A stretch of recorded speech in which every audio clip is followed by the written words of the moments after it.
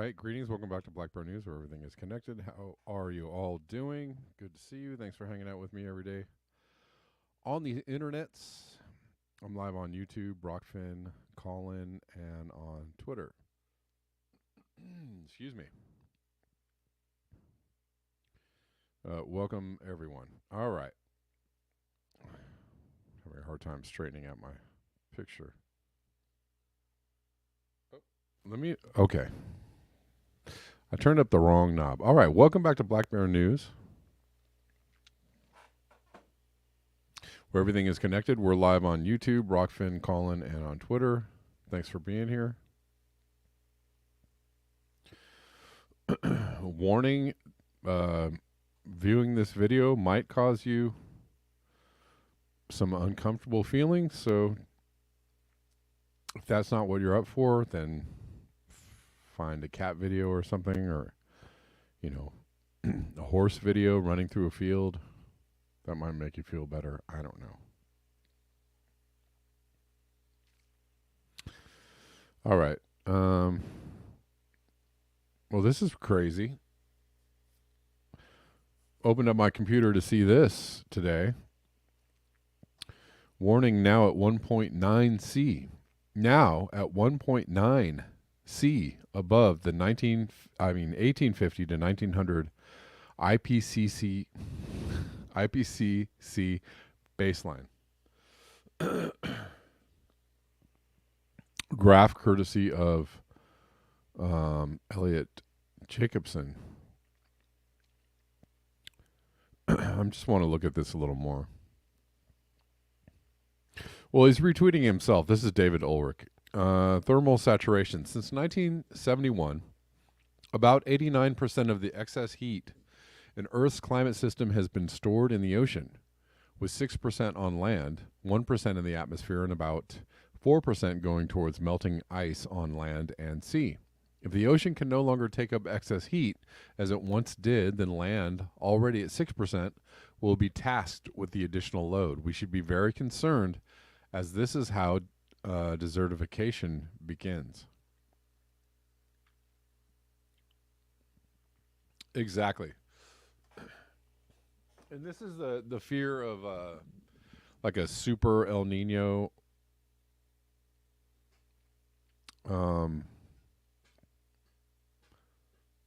allowing for, being a mechanism for which, more excess heat pours out of the oceans. And we may get to a point where the excess heat is just pouring out of the oceans and has nothing to do with whether we're in an El Nino or not. It's just El Nino all the time. It's El Nino everywhere all the time. So on a totally new trajectory as far as the climate goes.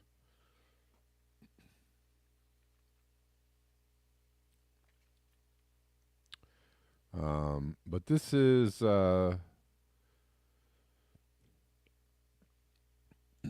let me post this up so you all can see it.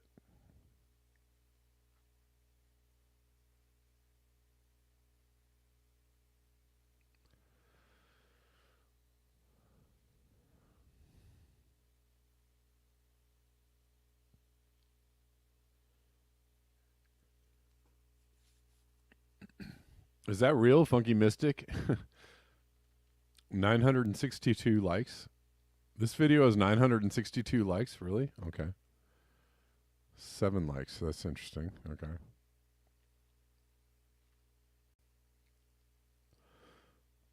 Anyways, here's the graph. Yes, it is where we are right now. It's not an average.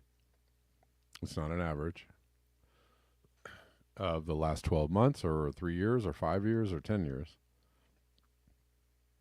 Where the spike in temperature is at right now. Global. These are global. This is the global surface temperature anomaly. 1940 to 2023 versus 1850 to 1900 IPCC baseline.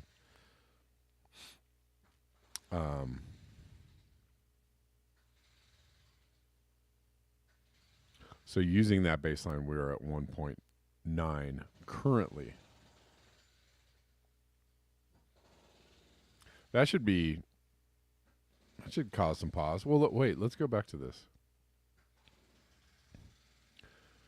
But look at all these other spikes throughout the year. We have 1.75. I mean, we all the way back here we're at 1.9. Close to 1.9, 1.9, 1.9. We're riding that. I can't really hold on. See if there's more to this graph that we're not able to see. I can't really see the other axis as far as time goes. But I'm assuming this is the beginning of the year, and this is through wherever we are now, November, right?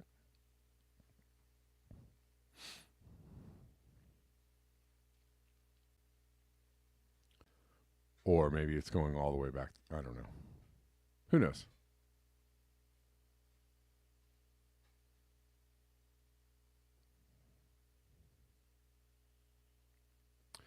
Anyways, very concerning.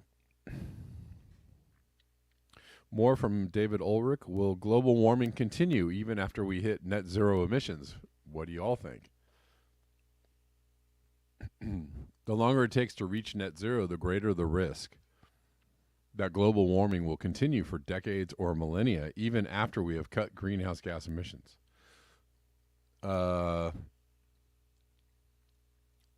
Again, they're making it sound like this is something that's going to happen in the future. Well, if we don't reach net zero soon, well, then global warming will continue to happen. Again, that is kind of a fundamental misunderstanding of the situation. The situation is global warming is going to continue even if we went to net zero tomorrow. It's still going to happen, right? There's lots of warming in the pipeline. There's tipping points that have already been breached. There's feedback loops that have already been set in motion. It's already happening. So a bit misleading. I don't know if he's quoting or actually stating this. I'm not sure.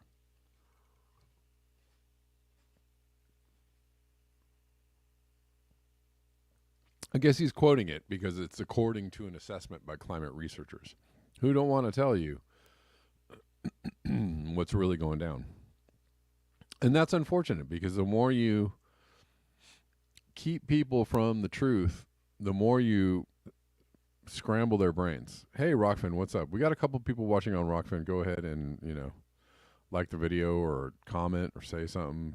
Say what's up.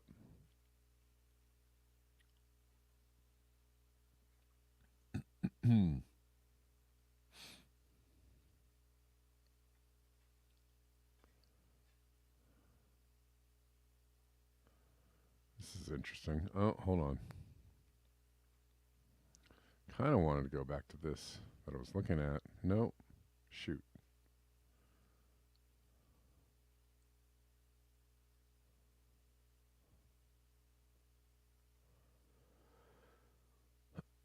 Sorry, I got hung up on something. Let me see if I can get back to this post.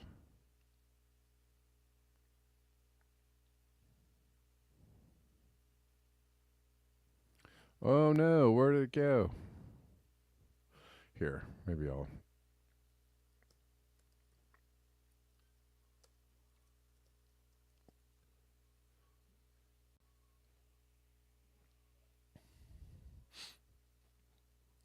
Oh, here we go.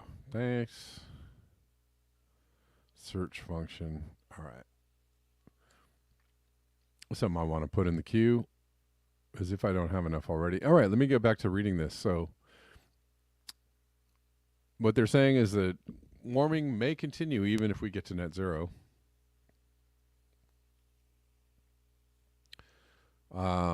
This means we may have to emit even less carbon dioxide than we thought if we want to limit warming to, say, 2C, making carbon budgets even smaller than current estimates. The timing at which we can reach net zero is also key, says Roland Seferianat, the National Center for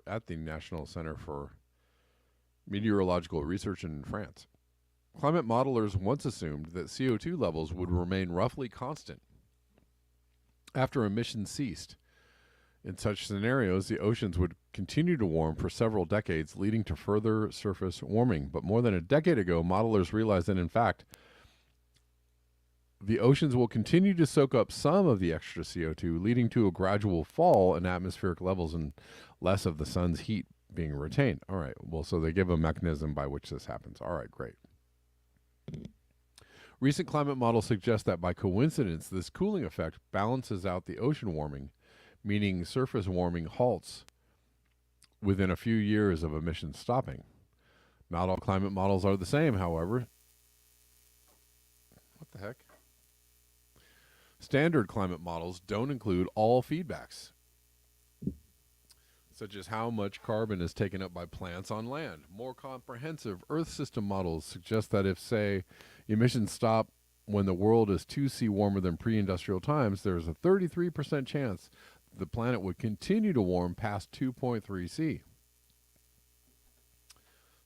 Darn it, I don't need this extra noise.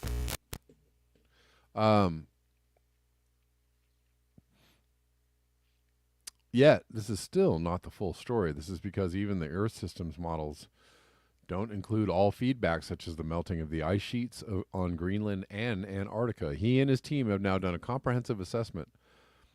Well, it's good. It's good that they left out all this data when they made a report.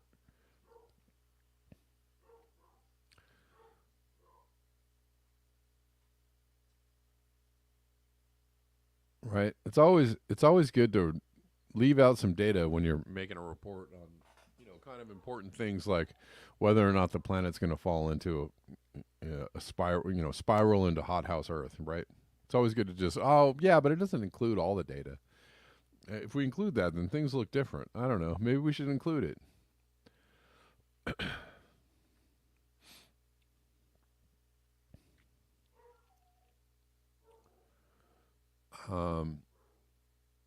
Anyways, he and his team have now done a comprehensive assessment of the uncertainties over timescales of decades, centuries, and millennia. They looked at 26 factors that could lead to more warming or cooling, from the loss of forests and melting of permafrost to shrinking ice sheets and changing ocean currents. For around a third of these factors, such as some cloud responses and the extent of sea ice loss, we have no firm knowledge and we can only speculate, the researchers say. While some of the factors are expected to cause cooling, there is a general tendency towards additional warming, says team member Jari Rogelj at the Imperial College of London. Peak warming could be higher with additional impacts, damages, and challenges. It really means that reaching net zero becomes even more important as a milestone. All right. Well, isn't that nice? It really is important. Net zero.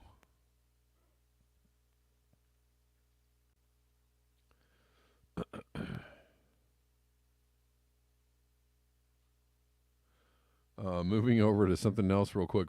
Biden says he's absolutely confident that Hamas headquarters is beneath the Shifa hospital. And the reporter asks, can you tell us what intelligence you have? He says, no, I can't tell you, and I won't tell you. Sabby Sab says he needs to resign immediately. He has no evidence for this claim. I mean, geez. I could think of a million other reasons why he needs to resign immediately. But, throw that one on the Barbie. He also referred to Xi Jinping as a dictator, and Blinken was in the audience as Biden was speaking, shaking his head no and making faces and grimacing and going, oh my God.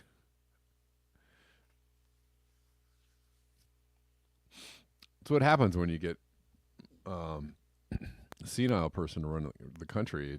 They go off the leash a little once in a while.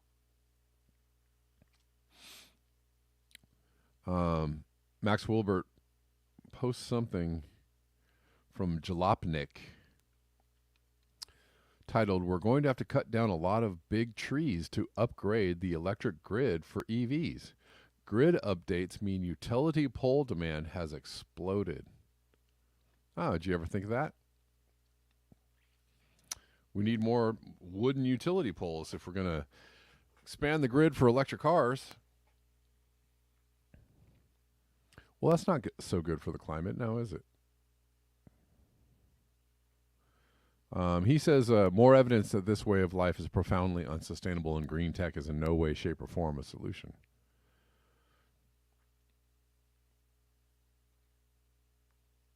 Doomer Girl News says AI. We're going to come back to a couple of these articles. AI requires high performance processes that results in more electricity and water use. Water consumption at Google's data centers increased more than 60% in the last 4 years, from 3,412 million gallons. We just call that 3 billion gallons. I think you can write it like that. In 2019 to 5,565 million gallons, or 5 billion gallons, 5.5 gallons, billion gallons in 2022.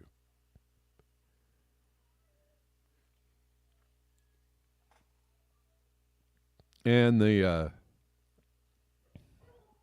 headline, data centers straining water resources as AI swells.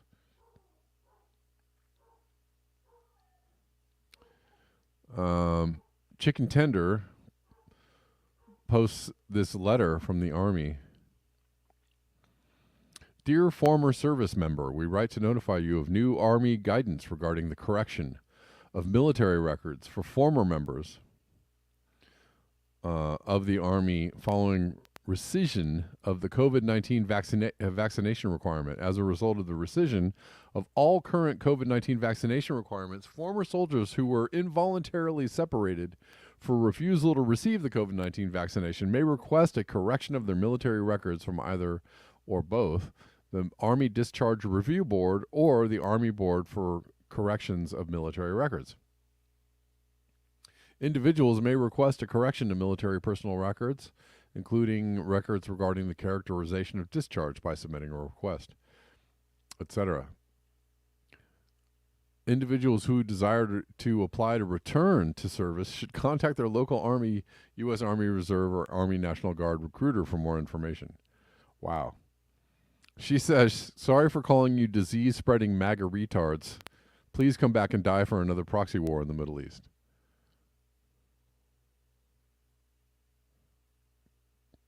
Pretty good.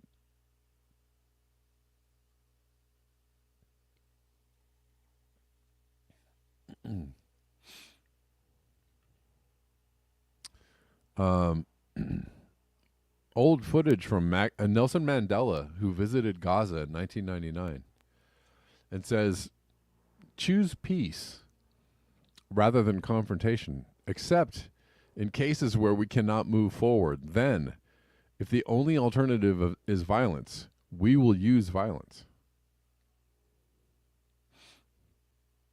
So, yeah, peacefulness is cool until it doesn't do anything anymore.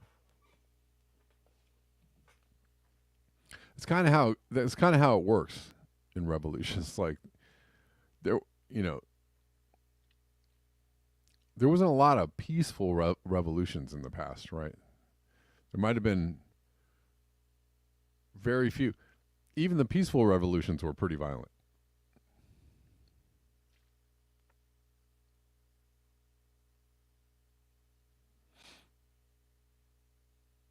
The BBC on air said Israel is yet to produce any evidence of tunnels, of Hamas tunnels. That's what the BBC is claiming.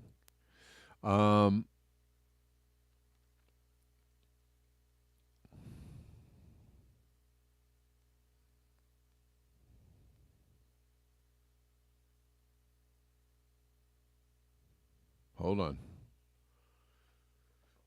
Stephen Donziger, breaking in a bombshell, The Nation report today. Israel is operating a phony front group in the U.S. to spy on pro-Palestinian students on college campuses, all blatantly illegal under U.S. law. The New York Times is ignoring this story, and the FBI has done nothing to stop it.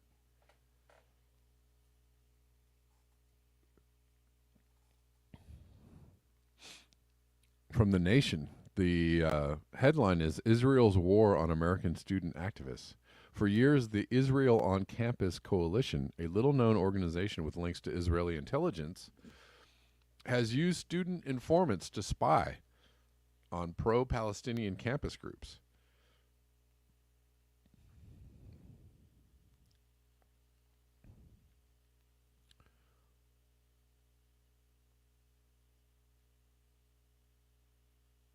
What's a little inside information among friends, huh?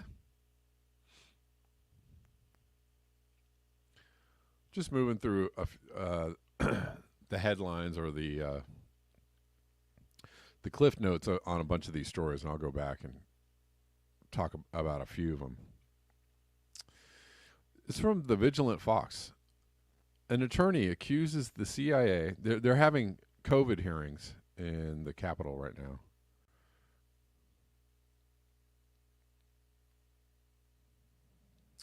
Attorney accuses the CIA and DOD of being deeply involved with COVID-19. Well, duh.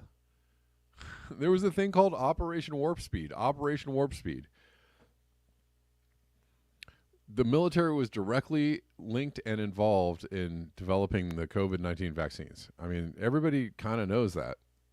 I feel like that's common knowledge. Anyways, Tom Wren says when somebody got this COVID shot, they didn't get it from Pfizer or Moderna. They got it from the DOD. The DOD distributed this, testified attorney Tom Renz.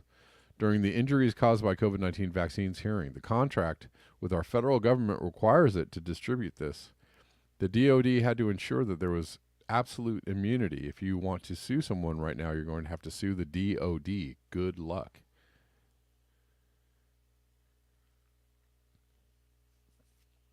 Okay. There's more to this post, but I'm not going to read it. I might come back and read this because it's rather long.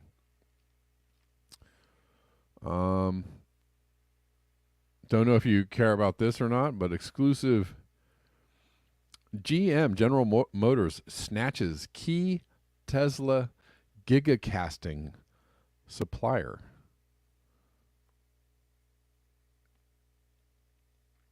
If you can't beat them, buy them. For years, a little-known company called Tooling and Equipment International has helped Tesla push back the frontiers of gigacasting, the process it pioneered to cast large body parts for cars in one piece to save time and money.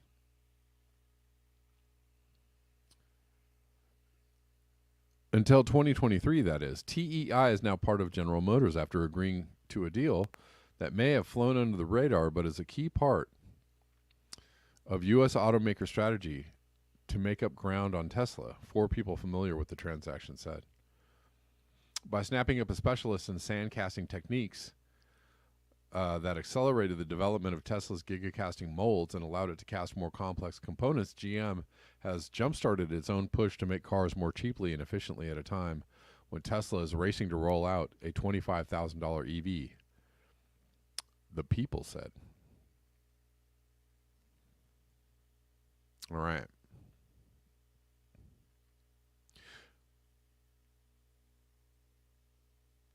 Again, that may be something you all care about, something you don't. I don't know. Let's look at this from New Scientist.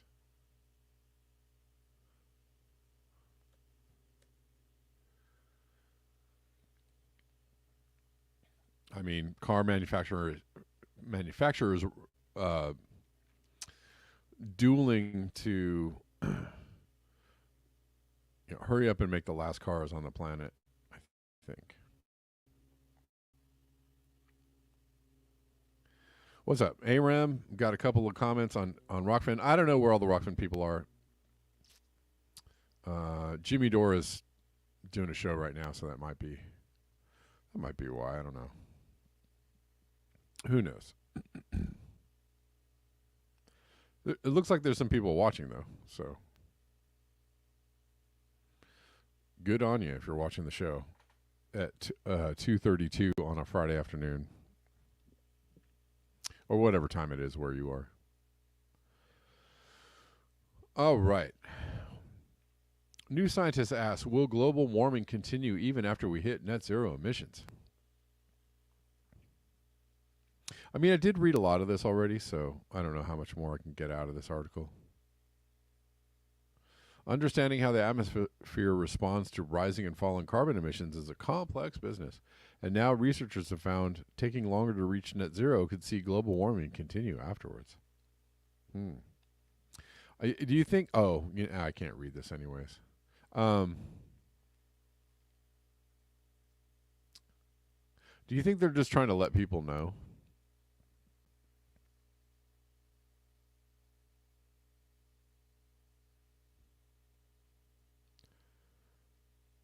Right? Do you think they're just trying to let people in on the reality that global warming will continue? You all want to see Antony Blinken's face as he grimaces at Joe Biden? It's kind of worth a laugh.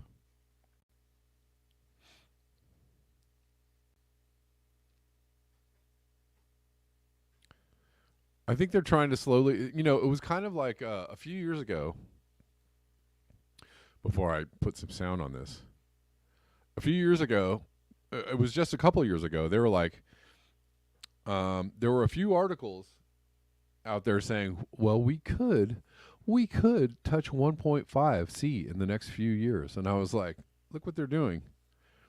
Look what they're doing. They're actually kind of prepping people to accept the idea that we're gonna hit 1.5 C, and then like boom, this year it's like, well, we hit 1.5, and we actually kind of went past it a bunch of times too, right? They were just prepping us for that. So I don't know. Maybe this is just a way for them to kind of let people down slowly. That net zero. There's not going to be zero nothing, right? There's not going to be net zero is not a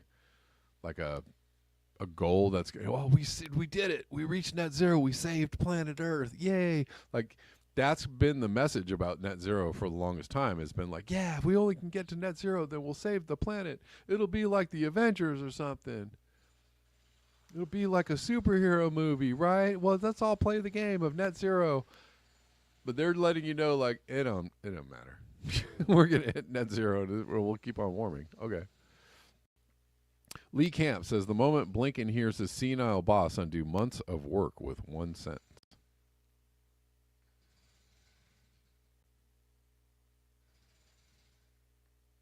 Would you still refer to President Xi as a dictator? This is a term that you used earlier this year. Well, look, he is. I mean, he's a dictator in the sense that he is the guy who runs a country that is a communist country that is based on a form of government totally different than ours. Mr. President, after today, would you still refer to President Xi as a dictator? This is a term that you used earlier this year. Well, look, he is. I mean, he's a dictator in the sense that he is the guy who runs... The wince and the grimace. The wince and the grimace. Here's Biden saying, I don't know what the heck he's saying. Here, he's just doddering, rambling, I don't know.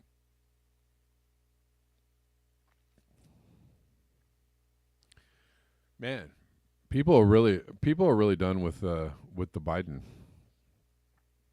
at this point in time. I mean, the Democratic Party has lost a lot of water. And by water, I mean people who are going to vote Democrat. Who can hold the knowledge? Can you detail for us what kind of evidence do you have seen that Hamas has a command center under Al-Shifa Hospital? No, I can't tell you. I won't tell you. Do you feel absolutely confident based on what you know that Yes. that is the truth? Yes. And Mr. President, after today, would you still refer to President Xi as a dictator? This is a term that you used earlier Well, look, he is. I mean, he's a dictator in the sense that he is a guy who runs a country that is a communist country that's based on a form of government totally different than ours. Anyway, he may sound... Stop attacking U.S. forces and waging the war.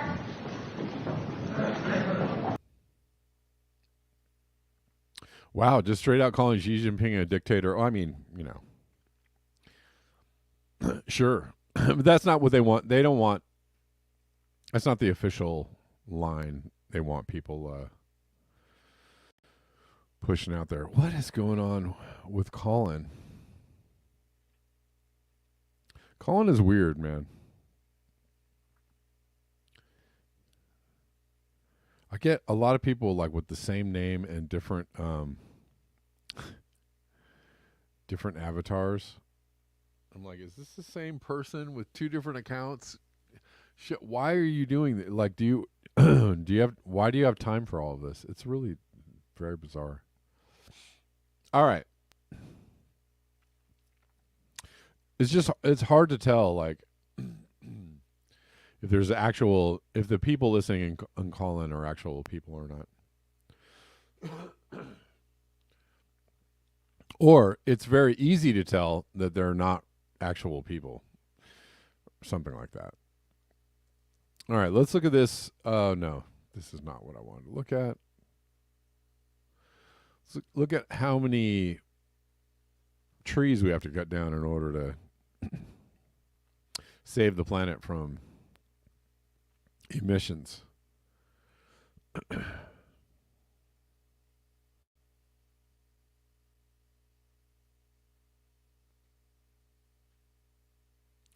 We're getting there, I promise.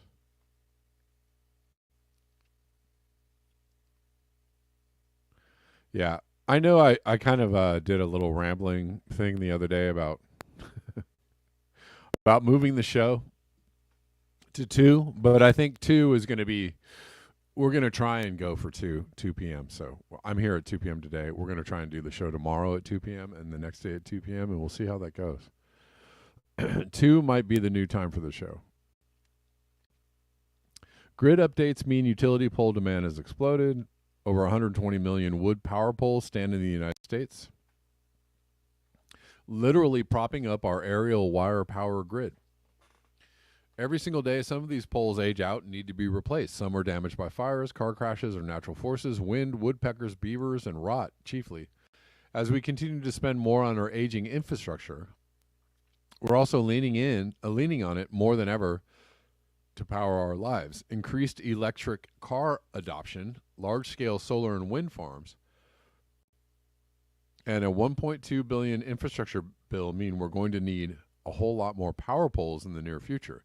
Demand is rising for taller and larger diameter power poles, which means companies like Koppers are seeking out and cutting down massive old-growth conifers to sate this demand. The old standard 40-foot Class 4 pole is falling out of favor as power companies jump to install new 45-foot Class 2 poles for a thicker and stronger foundation to their lines. Koppers' Vidalia, Georgia plant manager Brad Singleton told the Wall Street Journal they don't know what's coming next. They want room to add things. There's one major problem with the mindset, however. The Class 4 pole is much easier to find in the wild. A Class 2 is not only 5 feet taller, but much thicker as well, meaning the tree it's milled from has to be significantly taller. Taller and thicker means older, and you can't just magic an old-growth tree into existence. From the Wall Street Journal report, the Class 4 pole owes its ubiquity to dimensions matching many mature trees, Healy said. That's how God grows trees. And he said God doesn't grow a Class 2 pole. For those, Koppers must find giants and chop off their tapered tops to make a pole that meets the stouter specifications. Trees big enough could become scarce if demand for the largest poles keeps growing. Based on production data and current harvest schedules, there are not enough larger trees available to sustainably produce the quantity of 40-foot poles made today if the poles had to be 2 to 4 classes larger. Okay, and that's the end of that. So as we use up the rest of the resources on planet Earth, the people who want to use these resources are like, how about more? And, how about more and bigger of all of these resources?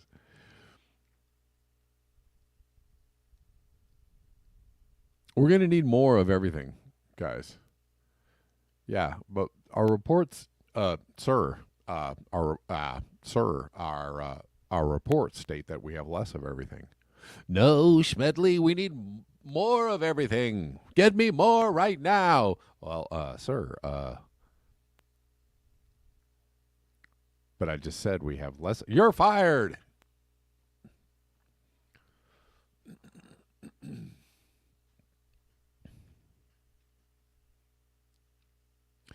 Let's check out how data centers are straining water source. Oh, Jesus. No, I don't want to do this.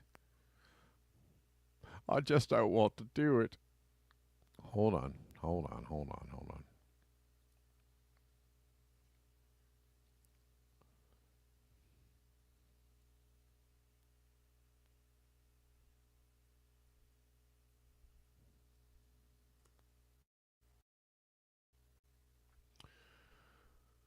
All right. From phys.org, data centers straining water resources as AI swells. For the past 19 years, Felix Adebayo has called Malarabe Musa Crescent in Victoria Island, an affluent area with Nigeria's bustling Lagos City, his home.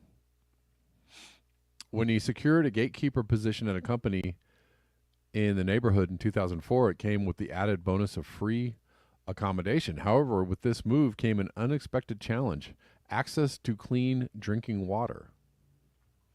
Victoria Island, a high-end district and major business hub in Lagos, is surrounded by the Atlantic Ocean to the south and the Lagos Lagoon to the north, yet despite its affluent status, the area suffers from a severe shortage of clean water.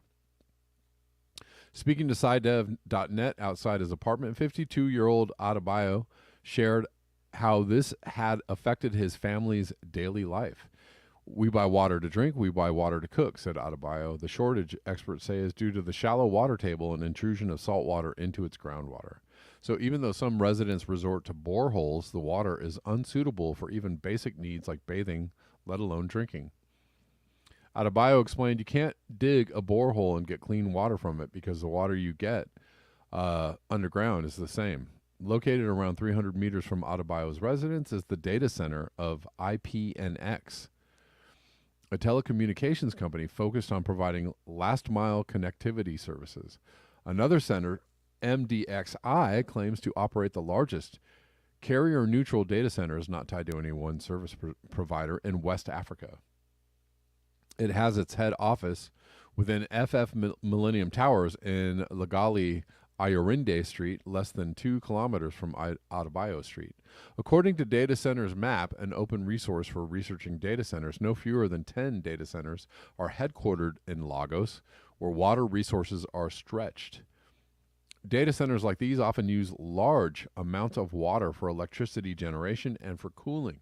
And with the surge in artificial intelligence, which relies on access to vast amounts of data, demand for data center services is rising. Oh, geez. Well, just when you thought tech was going to save everybody,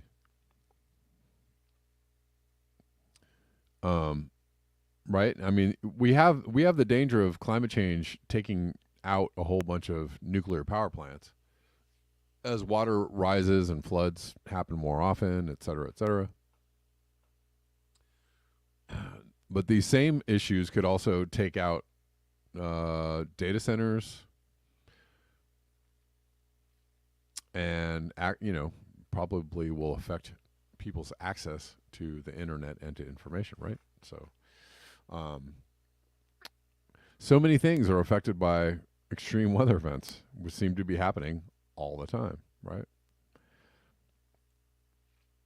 Let's read a little more of this.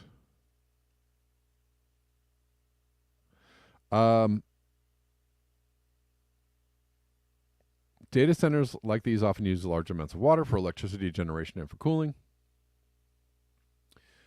And with the surge in artificial intelligence, which relies on access to vast amounts of data, demand for data center services is rising.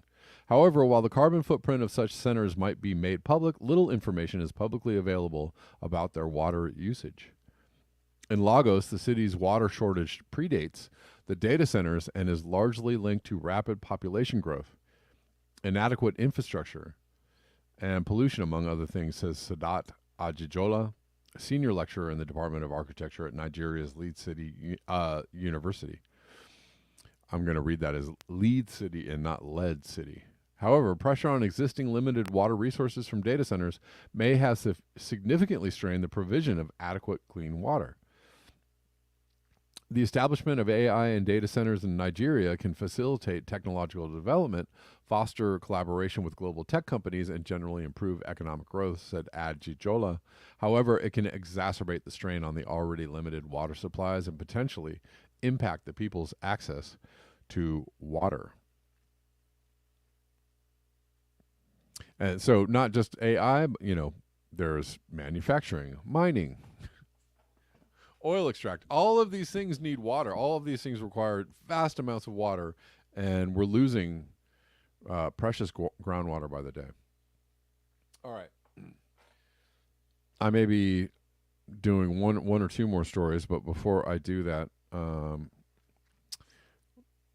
here's the part of the show where I check on any messages that might contain super rays or super chats or coffees. If y'all want to send me a message to read during the show, go ahead and hit me up on Buy Me a Coffee or Rockfin or YouTube. Don't have anything as of yet. If you enjoy the show being here every day, there are ways to support the show. And let me let you know what those are. buymeacoffee.com/blackbearnews. Cash App at Red Llama Music. Venmo at Kevin Sandbloom. PayPal.me/Kevin Sandbloom. And Zelle. You can Zelle me at kevinsandbloom at protonmail.com. Let's see. Give me one moment.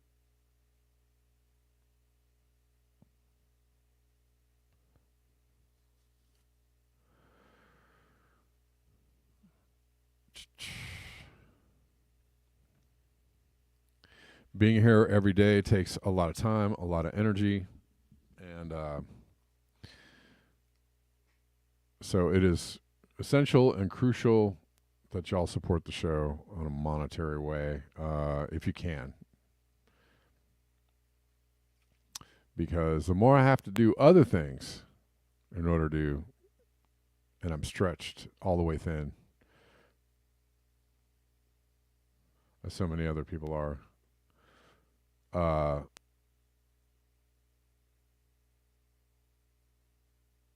more help I get on this show, the easier it is for me to, put aside the time and have a regular time to do the show.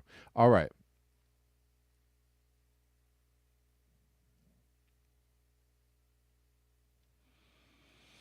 Hold on one second. Hold on. We're almost there.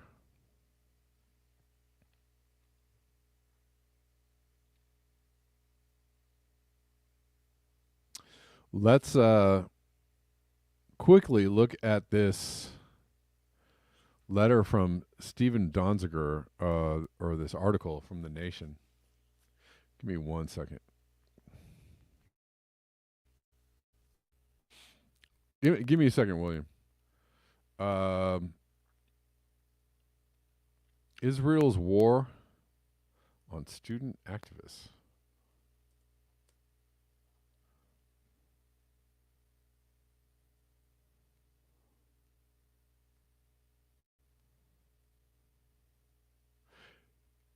For years, the Israel on Campus Coalition, a little-known organization with links to Israeli intelligence, has used student informants to spy on Palestinian campus groups. That doesn't sound very democratic, does it? 2,000-pound bombs crashed down on crowded refugee camps. Stop it. I'm trying to read this dang article.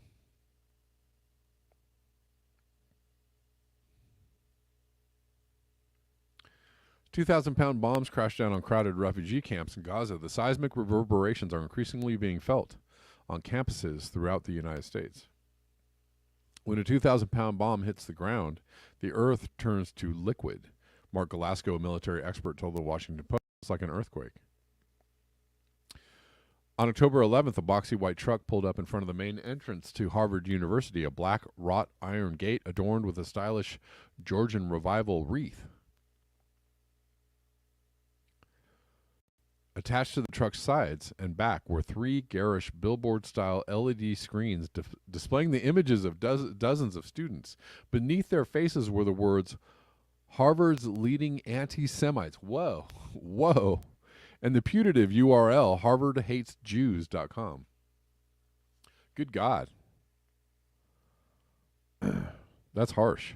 The doxing truck was sponsored by the right-wing group Accuracy in Media. You gotta love the names. Accuracy in Media, and its targets were students who had signed a letter sponsored by the Harvard Palestine Solidarity Committee. Today's events did not occur in a vacuum, it said.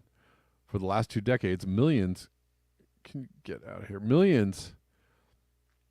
of Palestinians in Gaza have been forced to live in an open-air prison. Israeli officials promise to open the gates of hell, and the massacres in Gaza have already commenced.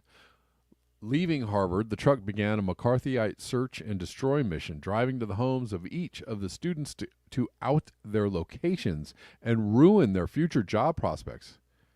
This seems really out of control. Some of those targeted would later receive death threats, while others worried about what might come next, with at least one losing a job offer. I have my career on the line, said one concerned student. Many other forms of harassment targeting pro-Palestinian students have been taking place across the country. The question is whether Israeli intelligence is behind some of it. Since March, I have detailed in the nation's Israel's numerous illegal espionage and covert action operations targeting Americans in the United States, all without the slightest interference by the FBI. Among them, Prime Minister Benjamin Netanyahu's deployment in 2016 of a clandestine agent to the U.S. to provide secret intelligence to the Trump campaign, in return for a promise to recognize Jerusalem as the undivided capital of the State of Israel, thereby trashing any hope for a negotiated settlement with the Palestinians. Hollywood producer Arnon Milchan's long career as Israel's key nuclear spy in the U.S., secretly supplying Israel with highly restricted nuclear materials, including nearly 1,000 krytrons, the triggers for nuclear bombs, bombs Israel claims it doesn't have. Israel's espionage and covert action operations within the U.S. targeting American activists advocating for Palestinian human rights, including deploying agents from Psy Group, a secretive psychological warfare outfit to spy on and harass Americans while hiding Israel's role. Next, Netanyahu secretly turned his attention to American students, faculty, and campus groups in the U.S. fighting for Palestinian rights. Fearing the growing support for the Palestinian cause on college campuses, he established a covert front to spy on, harass, intimidate, and disrupt these groups. Critical to this effort is a little-known Washington-based Israel on Campus Coalition. For years, the organization with links both to Israeli intelligence and AIPAC has used student informants belonging to Jewish and pro-Israel campus organization in the U.S. to gather intelligence on pro-Palestinian student and groups. The ICC pools resources from all of the campus organizations, so they're all tapped in on all angles.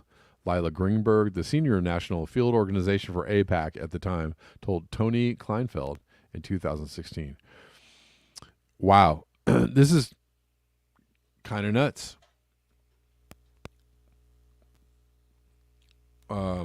What's up, William? How you doing?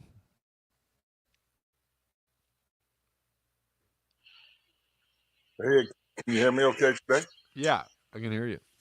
All right, I put some things in the live chat you might be interested in. There's a history here that we've talked about that the former war college professor Alan Sabrowski describes, who is Jewish, so he's not anti-Semitic. Right. And what we have is the funding of wars through the Brown Brothers Harriman, J.P. Morgan.